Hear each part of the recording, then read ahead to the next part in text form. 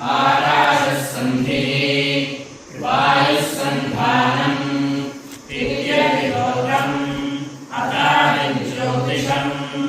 अग्निः पूर्वरूपम्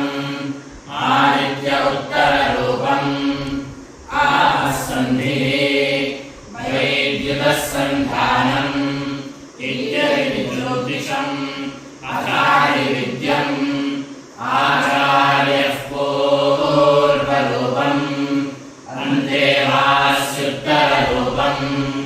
विद्यासन्धिः प्रवचनगुं सन्धानम् इत्यभिविद्यम् अकारिप्रदम्